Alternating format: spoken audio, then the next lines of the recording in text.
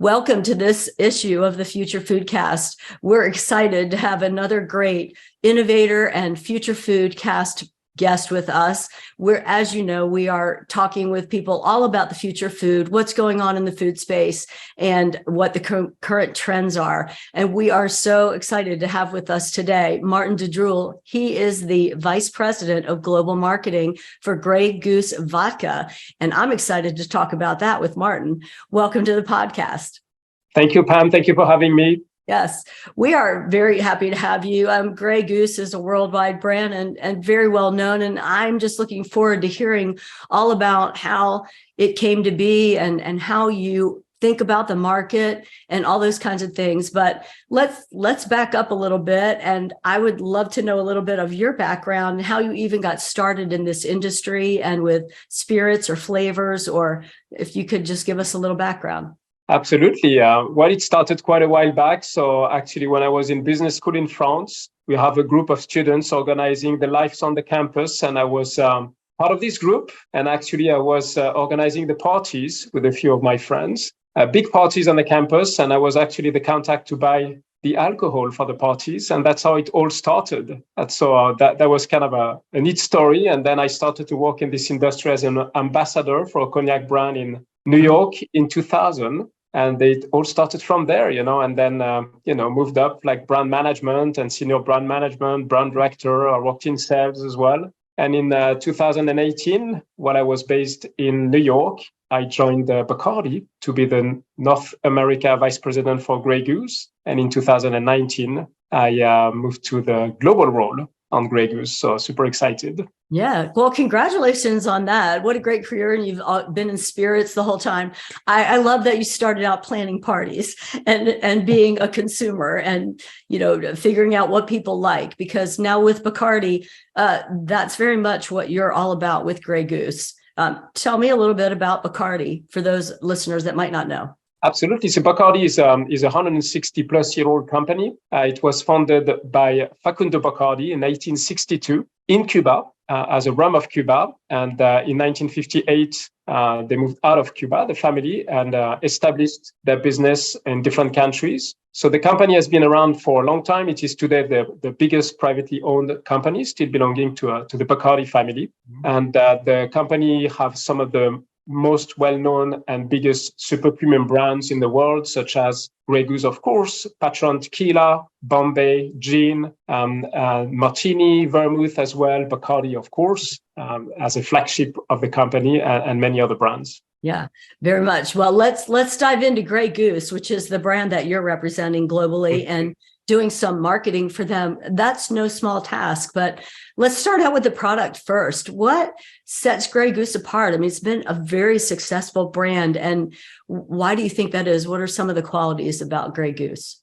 So Grey Goose is a unique proposition. It was created 25 years ago in 1997 by an American entrepreneur named Sidney Frank. And he decided to create the best vodka possible. He saw an opportunity to create a better vodka than existed in the market at the time. And he actually called one of his contacts, who was a cellar master in a cognac region. And he asked him, Francois, so his name is Francois Thibault, would you create a vodka with me? And Francois said, of course I would, if you give me the freedom to have access to the best ingredients to start with. And he said, okay, let's do it together. So that's how it started in 1997. And so at the time, Francois, who is still the cellar master, decided to look for the best wheat in France, where he is from, of course. And he went to Picardie, and Picardie is what we would call the breadbasket of Europe. It is north of Paris. And in this region, we cultivate the best wheat for, bakeries in France, etc., and bread, and you name it. And so he identified a few cooperative, great farmers with long history on their land, and made a deal with them to create the best vodka. So we have supply with the same cooperative, it's soft winter wheat. And then he decided to create his own process as well. And so distillery was built with one specific process to distill only Grey Goose. It is in 50 kilometers radius. All the wheat suppliers has 50 kilometer radius around the distillery. So we get the fresh wheat every day. It is milled on site, mashed on site, distilled on site. So everything is happening there in a single distillation process. So that's at the heart of Picardie. And then we call this this liquid, it's a 95-degree ABV. So obviously that's not what we're going to sell. So we bring it down to cognac. And there we have our own water supply. It's a limestone filtered well of natural spring.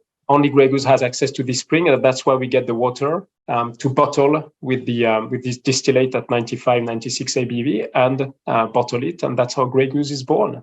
Well, Martin, there are several things in there that are very, very unique to Grey Goose. I think your point about that original formulation and seeking out, Francois, I wanted to seek out the best ingredients. That's the beginning. I mean, the premium ingredients. And as you spoke about, the wheat that's used still today is all from within that area and the breadbasket area where it's all grown. So you know the sourcing, which I think for a lot of companies, especially right now, as you know, supply chain and sourcing is an issue, but you have a very unique situation where you know those farmers, you know the history of the land, you get that wheat all from one place. I would say critical to your quality, which I know is premium. And then also, but the water source. I know as different spirits are mixed, the water is really important to the taste that comes out in the flavor, right? Absolutely. So absolutely. Our vodka is made of two ingredients, wheat and water, right? So if you get one of those two wrong, trouble. Obviously. Well, sounds like. And from what's happening right now, which we'll talk about in a minute, you've gotten both of those right, and you're continuing to focus on that supply of water and wheat, those key ingredients. But what's happened with your brand worldwide? Because that's a great base to start at. I mean, consumers want that, right? They want to know what their ingredients are. They want to know what's premium. What are some of the things you highlight in your marketing for Grey Goose?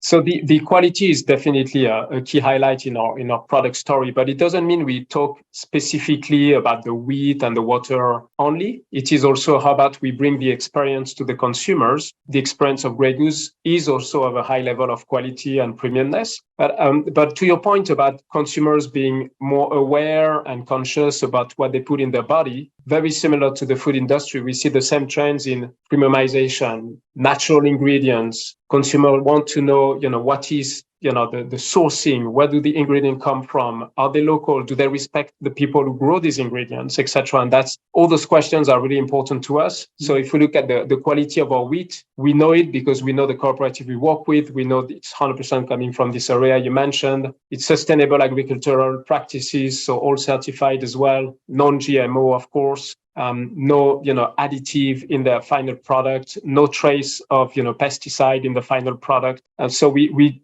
do take very good care of the sourcing, but also uniquely, we have a process where we have one distillation to preserve the taste of the product we put in. And many vodkas will say 5 times distilled, 6 times distilled, it's the purest ever. Our point of view is we distill only once because we want to preserve the character, so that in the end, the consumers have a great tasting experience as well.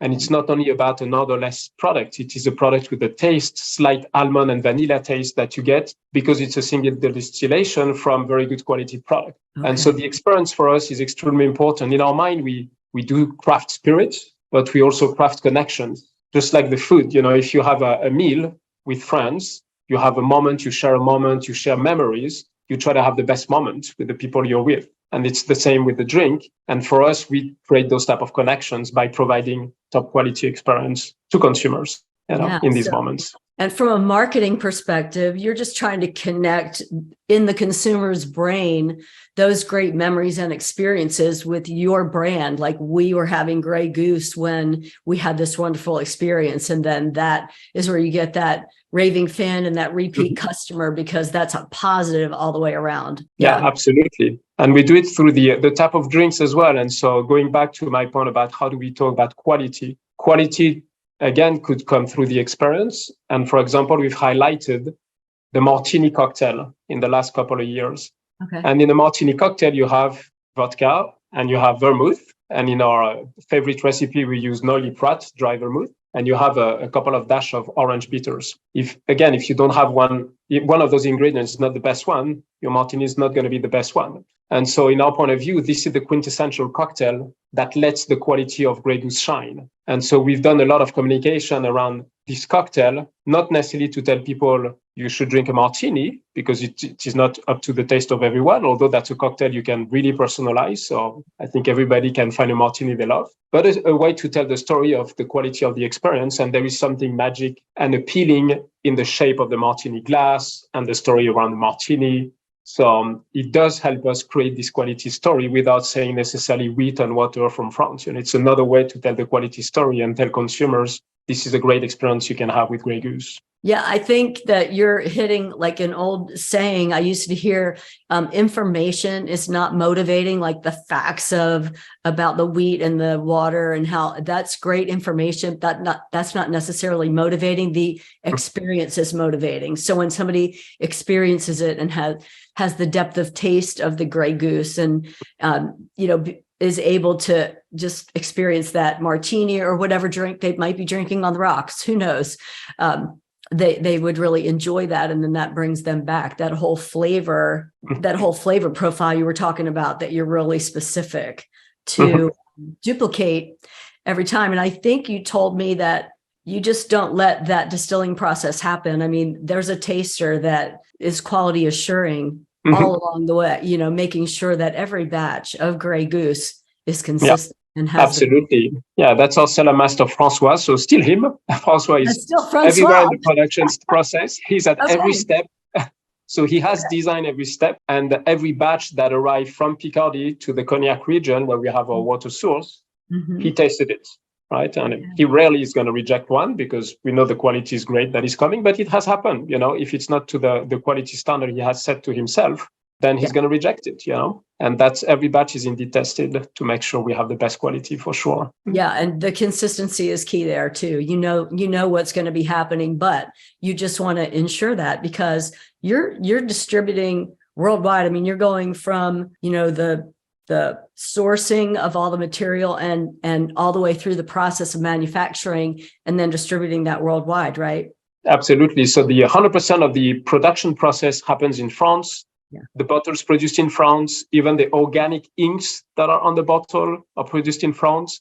Obviously, the wheat, the water is French, but then we ship worldwide. So Grey Goose today is by far the number one super premium vodka. So it created this space. It has above 50% market share globally. In many countries, it's above 70 or 80%. And being present in all those countries, we ship to all those countries, but also, get great knowledge of the consumers in those countries. What are the similarities with our number one market or the specificities? So our number one market is the US. The brand was originally created by a US entrepreneur, and is still the biggest market today. But we see France, UK, Canada, Australia, Israel are markets that are growing very fast as we see consumers being interested in the same trends that we've seen in the US, the premiumization, natural ingredients, the upgraded experience around food and drink. We see similar trends coming. And so we have those markets as priority markets for us to develop the brand as well.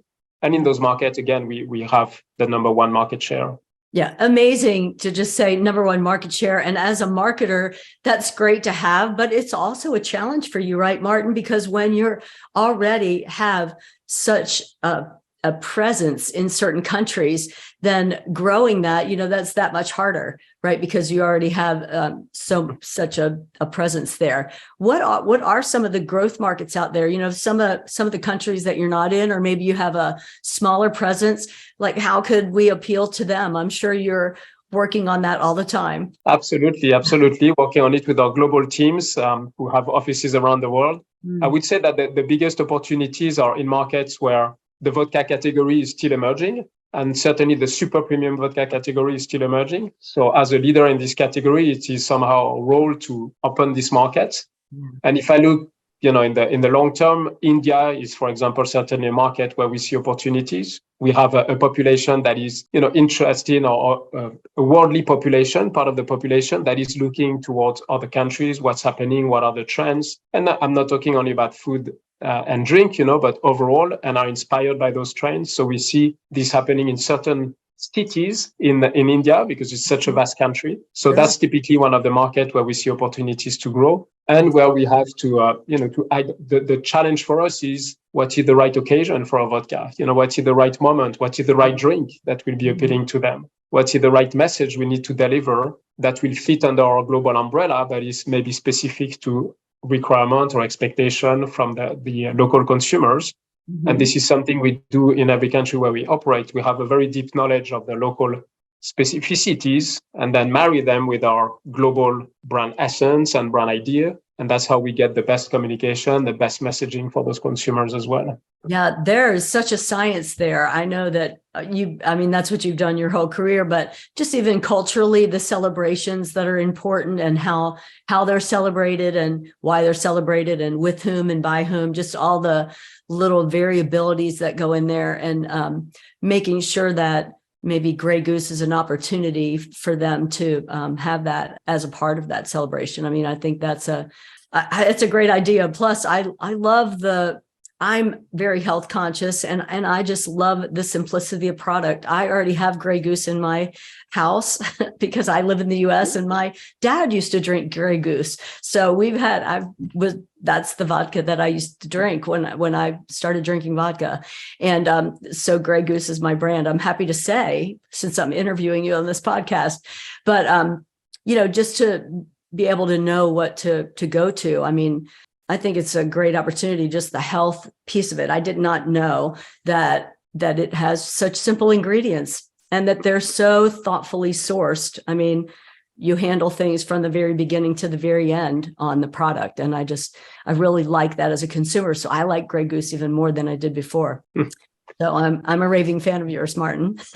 Well, what else is there happening at Grey Goose that you would like for our audience to know about or hear about other than what we've already covered today? I think there is an interesting piece around innovation as well. So the whole category, spirits category, has been driven a lot by innovations in the last years. And at Grey Goose, obviously, we are at the forefront of the super premium vodka category that we created. So it is our role as well to continue to explore and be vanguard in innovation as well. And we identified a few years ago a trend towards lower ABV consumption as well. And as you talked about health-conscious consumers, yet there is definitely this trend, but consumers still want to have fun, still want to have great moments, still want to enjoy drinks that are flavorful and vibrant, but have in the back of their mind, okay, that's also a drink where I know is less on calories or less carbs or zero sugar, etc., and is all natural. And so we created Grey Goose Essences. That's an innovation that we launched 2 years ago in the US and now in the UK and Australia as well,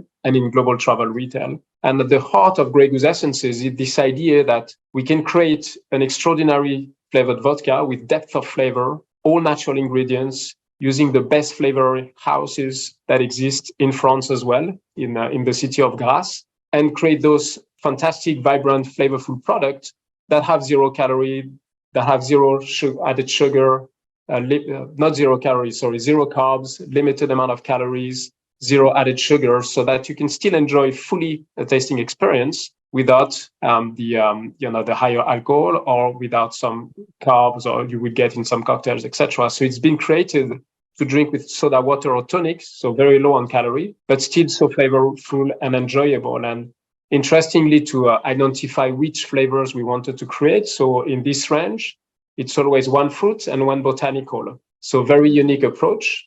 We source with one of our flavor house in Grasse in the south of France. So Grasse is a city where all those flavor houses are located, most of them in France, that will supply the candle industry, the food industry, the drink industry, the perfume industry. And they really distill those natural fruits to extract the core of their taste and essence. And so Grey Goose Essences is a blend between Grey Goose that is infused with those natural fruits and botanicals. So we have 3 flavor combinations that are inspired by what's happening in the food industry as well, what's happening in the drink industry. So one is strawberry and lemongrass, for example, the biggest success in the US. We have white peach and rosemary, quite unique flavor combination as well, and one around watermelon and basil. And those innovations have been very successful in the US, in the UK, and now in other countries because they do respond to a desire for consumers for flavorful, natural, beautifully crafted products that have a bit of lower ABV and again, zero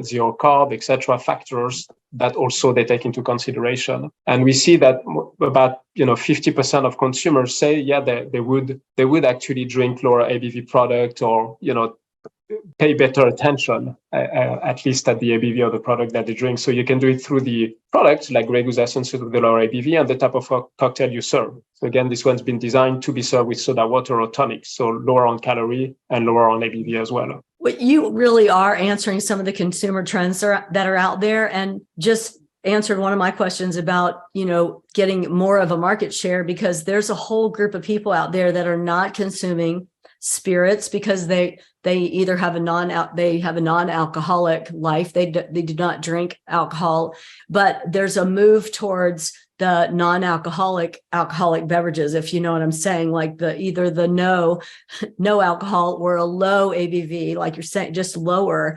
They're not quite going all the way, but there's a clientele out there. There's a consumer base out there that is really interested in that. And your talk about the flavors is really interesting as well, about, the consumer trends there. I mean, we've seen that where all kinds of beverages are getting different flavors added to them, but the unique way that Grey Goose has approached your flavor profiling and marrying those two flavors together. I'm glad that's been successful. I hope there's going to be more in the future as you find more combinations and the success of that Grey Goose Essence line of products. Yeah, thank you. Now we have some plans. Obviously, we're looking at continue to look at the trends, or we have our pulse on the food trends and the taste trends, etc. We have also a range of more traditional flavored vodka that we've had for a few years. One is citrus, one is orange, one is a pear. So the pear coming from the heart of France, the citrus from Menton, that is southeast of France as well. The oranges are coming from Spain, as we don't have oranges in France, but we try to source, the best in the French territory as well.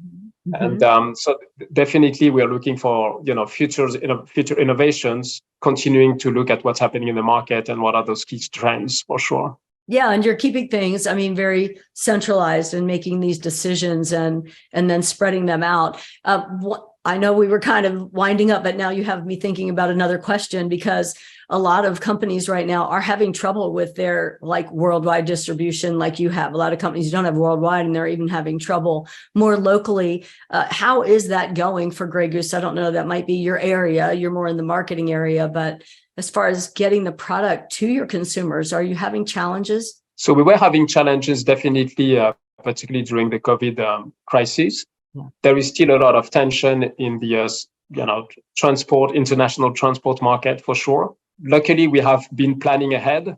We have identified the markets, the longer lead time market, etc., and built enough inventory so that we don't get out of stock in the markets. We are experiencing a strong growth as well on Grey Goose. So as consumers are craving for those premium products, are craving for brands that they trust and that they know. So we are in a very strong position, being the number one in this market. So we have identified those pockets where we need to build the proper inventory so that our consumer can continue to enjoy Grey Goose, find it in the store, find it in the best bars where they hang out. And so we luckily haven't suffered from this lack of transportation or difficulties globally, honestly. Yeah, great. Well, yeah, and the planning really helps with that too, because people do want to get the product that they want. And like you said, you're number one in the category, and that's the product that the most people want. So that's really exciting. I'm so happy that you came on and spent some time with us to share a little bit about the Grey Goose story and Picardie and what you're doing and the innovation that's going on as well. I'm sure our customers, your customers are going to love that. And our listeners that haven't tried Grey Goose before might go out and try that. So thank you for being with us, Martin. Thank you so much, Pam. It was a pleasure. Thank you. Thanks for listening to Future Foodcasts. Future Foodcast is powered by Farm to Plate, the leading food blockchain platform. Subscribe on YouTube or wherever you listen to podcasts to stay up to date with the very latest innovations in the food industry.